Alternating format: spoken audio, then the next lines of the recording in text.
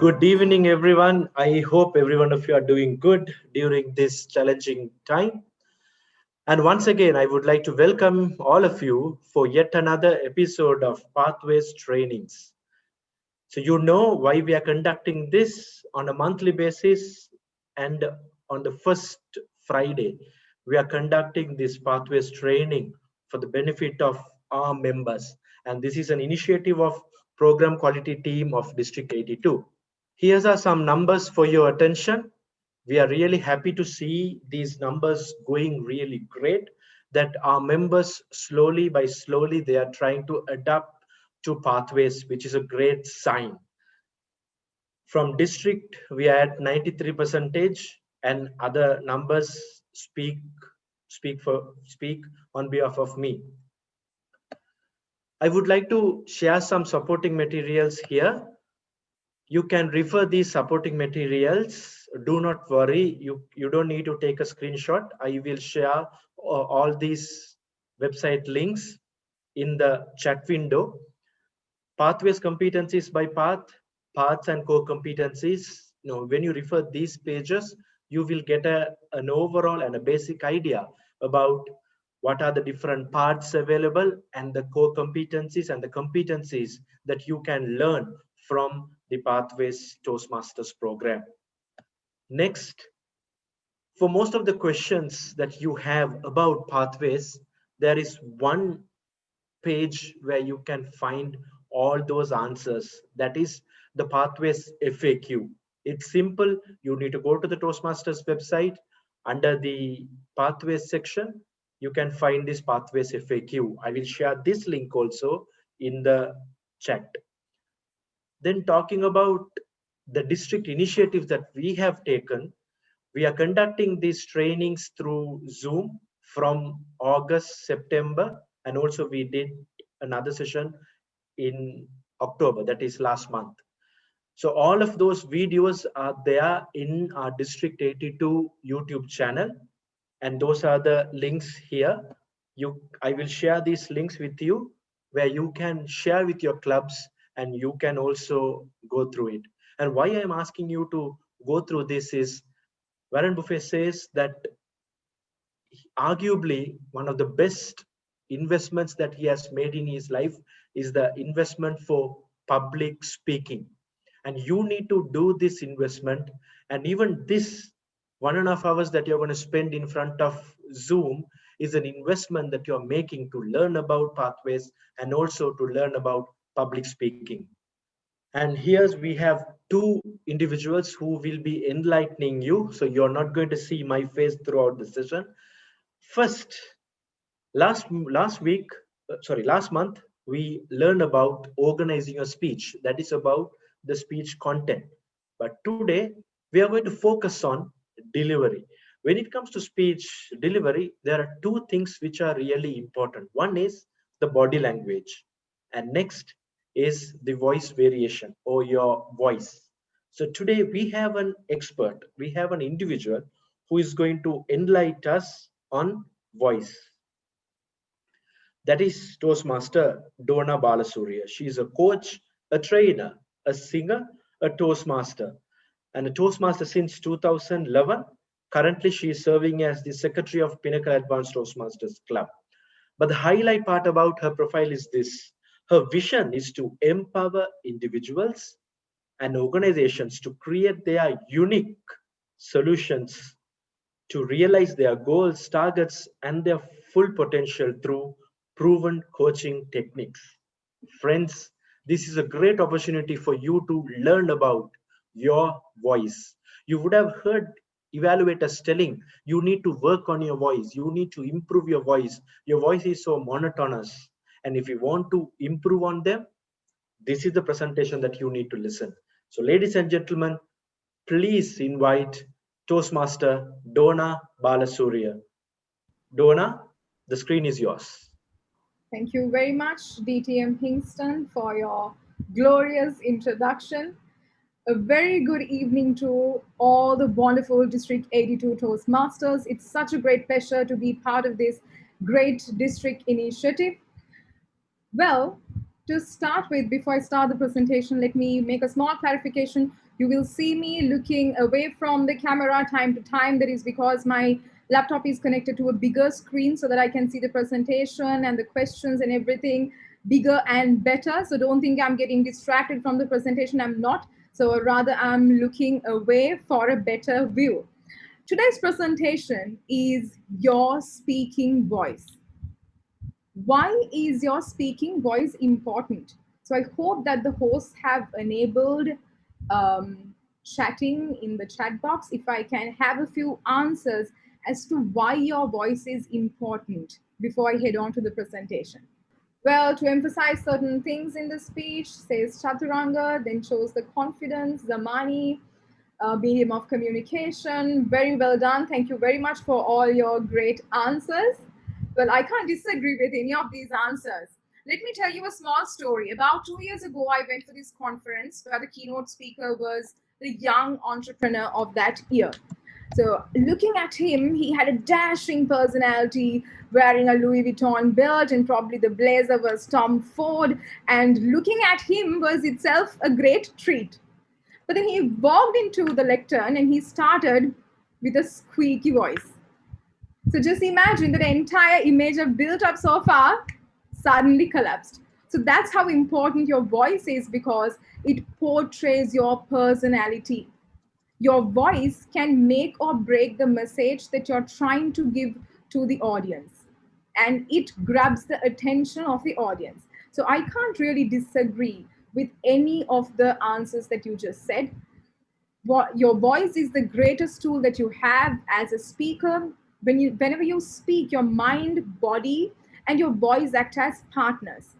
Your voice is a primary link between you and your listeners, and most importantly, as one participant said, it is the medium in which you communicate. So the purpose of this presentation today is for you to develop a voice that makes people listen. So how do we do this? So as an ideal speaker, your goals must be to have a voice that is pleasant, natural, conveying your true personality. It should be dynamic. Now, let me mention an important point with regard to a dynamic voice. A dynamic voice does not mean it's a loud voice. A dynamic voice is about the enthusiasm, the energy that you give into your voice. So, your voice must be a dynamic voice. It must be expressive. Suppose you're delivering a speech at a funeral, your voice must portray the emotions, the sorrow. Whereas if you're delivering a speech at a birthday party or an opening ceremony, you should convey hope, joy, happiness for the person who is doing a great job. So definitely, if your voice is not expressive, you're not going to communicate the message you want to the audience, and your voice must be audible. So these are the goals ideally you must have as a speaker. Now, before I head on to the techniques of developing that ideal voice or the different types of voices, let me just quickly go through how is this voice being created in your body. Now, let me ask you this question. Of course, it's the breath that produces the voice. What is the most important organ to produce your voice next to your vocal cords? Can I see some answers in the chat box? What is the most important organ that is involved in producing the voice next to the vocal cords? Okay, I see Farha saying lungs, trachea. Awesome answers. Brain, tongue, eyes. Okay, awesome. So what is this organ that I'm talking about here is the diaphragm. Well, I'm sure you must have heard of this muscle before. And if you happen to have had voice lessons, you must have heard voice training teachers always saying, use your diaphragm, don't use the throat muscles, throat strength, because whenever you generate your voice from the diaphragm, it is said that the quality is much higher. So the purpose of this presentation is for you to develop that ideal voice. So if you want to get that ideal voice, you should use the strength and the power of your diaphragm to get that voice. That is why all these famous divas like Beyonce, Mariah Carey, all these amazing singers, even if they get sore throat, that really does not bother their performance because they generate that power through the diaphragm. Now, don't worry, this is not a bio lesson. This is just to explain you how the voice is being produced. So as you see, the diaphragm is located right below your lungs and it has a dome shape like this. So in the first diagram, you see whenever you inhale air, this the diaphragm will get a flattened shape to allow more room to air in the abdominal cavity. And now when you're exhaling, what will happen is what you see in the second diagram. That is, it will get a much curved shape. Diaphragm will get a much curved shape to push out air from the system. So you can understand this better with this diagram, I suppose. So first you have the dome shape, and then second, it has a much curved shape to help the air to be pushed out of the system. Now, it is this exhaled air which flows through the vocal cords, which vibrates the vocal cords and produces your voice. Now, for this, to understand this better, I want the panelists here to take part in a small activity. Generally, it is said that we only make use of 20% of our lung capacity, which is not good. So in this activity, when I ask the panelists to breathe in, you will breathe in as much as possible from your nose. When I ask you to breathe in some more, you will breathe in some more.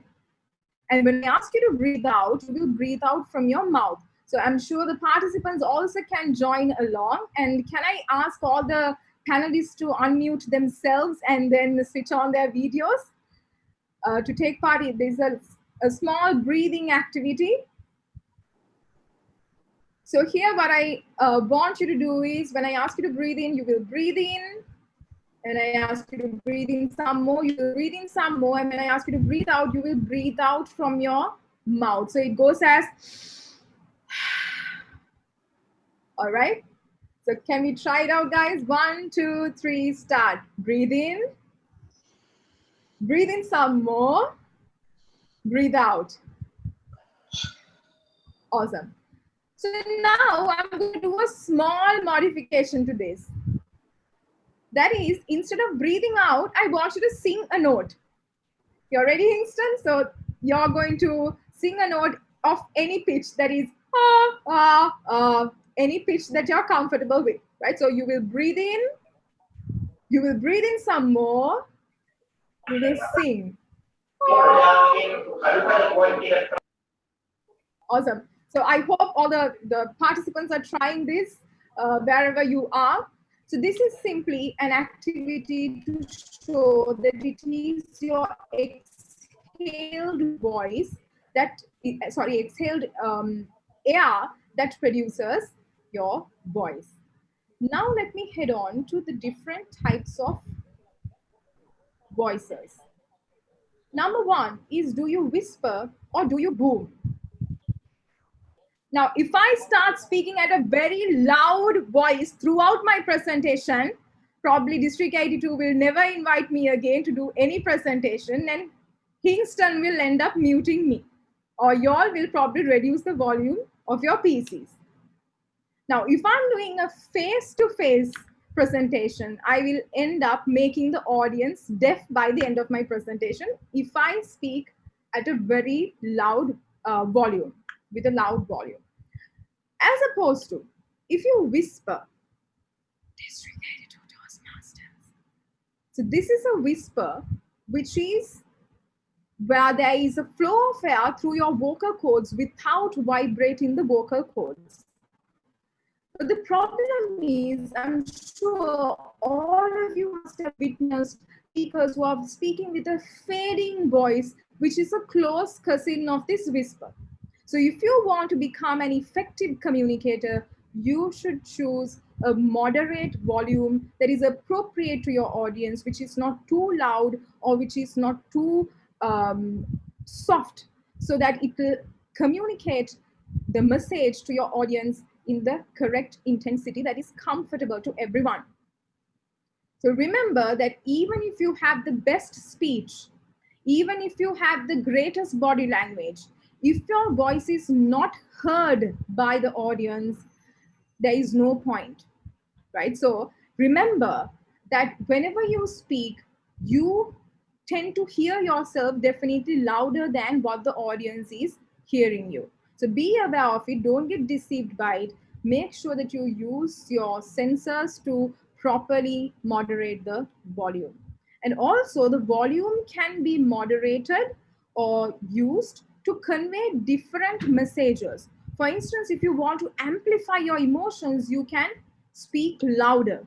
And if you want to draw close attention to something that you're saying, you can make your voice a little softer. So let me go through this activity. Initially, I wanted to do this along with the audience, but let me just do it for you in my way. But definitely when you're trying this activity out, you might use the volume in a completely different way. That is completely fine. So as long as it gives out the emotions out, and as long as it emphasizes the parts you want to emphasize in the message, you will be all good. So let me go through this activity. This is a small a paragraph which depicts a story. When i when i got to the theater and found out that the movies were sold out, I was so angry. I have been waiting to see that movie 3 months, and tonight is my only day off all week. If only I had bought my ticket earlier. I tried to bargain with the ticket taker, but he would not even listen to me. First, I offered him $10 to let me in. Then I promised to stay after the show and help clean all the popcorn and M&Ms on the floor of the theater. I can't believe he didn't accept my offer. So if you really go through this passage, the key is that you use the variety of the volume to depict your emotions and bring out the message that you want to convey to the audience. So the next, now that we went through the first type of voice, that is how do you vary between the volume, and now we are heading on to the rate or the pace of speaking. Do you trudge like a turtle or do you race like a rabbit? What does this really mean? That is, if you're going to speak at a very slow rate, you're going to allow the audience to daydream and you're going to create boredom. But as opposed to, if you speak like a rabbit, you will bombard the audience with so much information that finally you will sound like this to the listeners. So definitely, which you wouldn't want to do. So again, you should, as a speaker, have a balance in the pace that you're using to speak. But a suggestion from my end, especially when since we are adapting to the new normal through our Zoom meetings and we have this Zoom culture, it's always good to have a slower pace when you're speaking, because sometimes words can get dropped due to technical difficulties or the lack of a proper connection. So it's always better to use a slower pace whenever you're using Zoom as for your meetings. Now, this is a diagram now that we learned about volume variety and also the variety of the rate. So this is a graph that was drawn by Jeremy Donovan, volume against rate, and how the emotions are communicated to the audience. So if your volume is high and the rate is low, you will sound authoritative. If your volume is low and rate is also slow, you will sound calming. And if your volume is high and the rate is also high or fast, you will sound passionate. And if your volume is low and the rate is fast, you will sound suspenseful. So make sure that you use all these techniques in your speeches. So next, now that we spoke about the volume variety and we spoke about the pace variety, now we are coming on to the pitch variety. Are you monotonous or are you melodious? Now, think about a song. If you're listening to a song like this, tonight we are young, so let's set the world on fire. I'm pretty sure you didn't enjoy this song at all. As opposed to if I sing as, tonight we are young. That is definitely better than the first example. Why? Because it has variety. So this is the same when it comes to speeches. So if you have the correct pitch to your to communicate your message, you can of course vary the pitch based on the emotions that you want to communicate. If your voice is squeaky, guttural, shrill, or flat, then definitely it's time that you start working on your voice, on your pitch.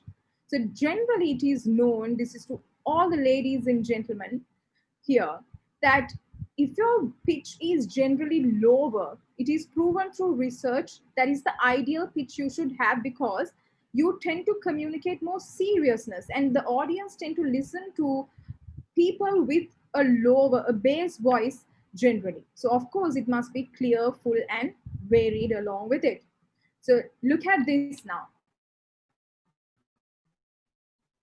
So far we've spoken about the volume variety, the pace variety, and also the pitch variety. So when you look at this entire diagram, you can see the range of color that you can add to your speech by varying the volume. These are the values of vocal variety. Make sure that you definitely adopt it. Now let me head on to an amazing technique that you can definitely use in your speeches, which I call as, of course, it's called as inflections. Inflections are you give a higher pitch to certain words in a sentence to generate a completely different meaning. So, for instance, if you're paying attention to the screen here, you will see seven different sentences. Sorry, the same sentence for 7 times, but which generates 7 different meanings based on the changes of the pitch. So you will see now I will give a higher pitch in each of these situations to the word that is in red. So for instance, the first one, I will give a higher pitch to I. I didn't say he stole the money. So simply to say, I didn't say, it's someone else who said it. The second one, I didn't say he stole the money, simply I didn't. Third one, I didn't say he stole the money. I didn't say it, but rolling my eyes through non-verbal communication, I told that it's him who stole the money. The fourth one, I didn't say he stole the money, not him. Someone else, maybe her or somebody else only who stole the money, not him. The fifth one, I didn't say he stole the money. So not stealing, maybe he borrowed, maybe he took without consent. So let me take you to the last sentence. I didn't say he stole the money. So you give a higher pitch to the word money.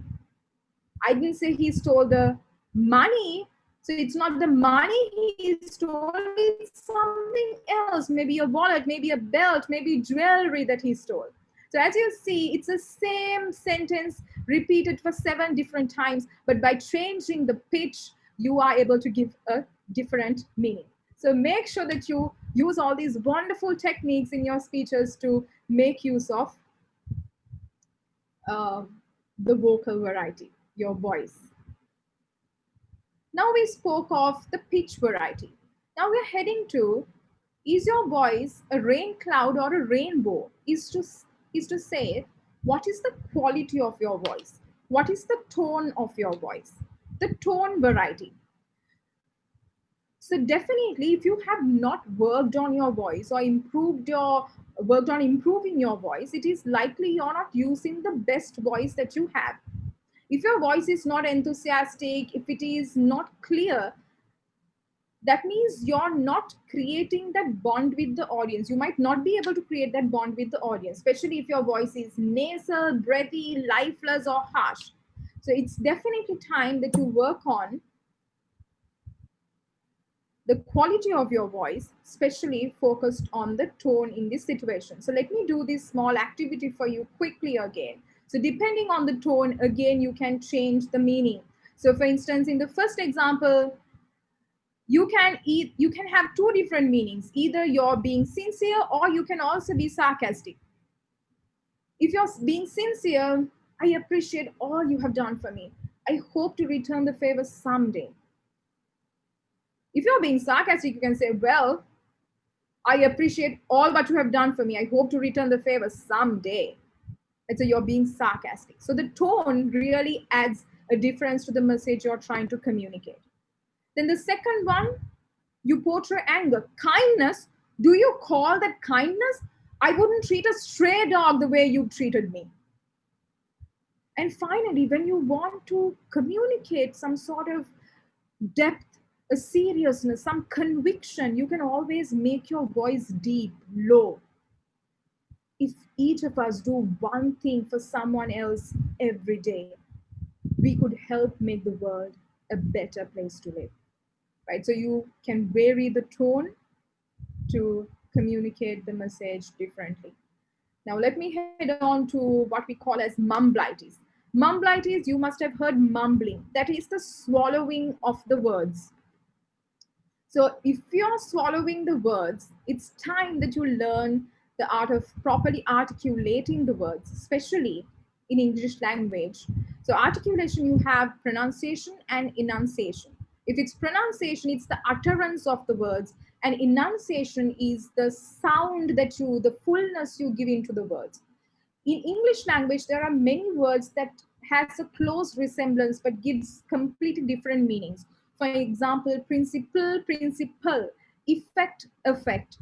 So these words, if you do not articulate properly, you will not be communicating the correct message to the audience. And also, there are very commonly used words that I always hear mispronounced. For example, um, installation. Some say installation, which is incorrect. I'm from the Pinnacle Advanced Toastmasters Club. So some say pinnacle. It's not pinnacle, it's pinnacle.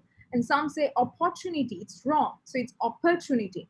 So whenever you get a chance to give a speech, even if the most commonly used word, make an attempt to always search the correct pronunciation on Google or YouTube, because that makes a massive difference in the quality of your speech. And now I'm heading on to the techniques. I will quickly go through the techniques. So generally, I always, whenever I do this presentation, I always involve the audience to do these activities. But because of the time constraints, let me just display a few activities that I would suggest you to do if you are really interested in enhancing the quality of your voice. So the voice relaxing exercises and breathing exercises is, and the previous activity that I did is a good example for it. The breathing activity. And also for breathing, you can do exercises such as ha ha ha ha ha ha ha ha ha, right? So you're making use of the diaphragm to bring out that voice. So make sure that you do activities that strengthen the diaphragm muscles as well. And also to control your pitch, you can do activities like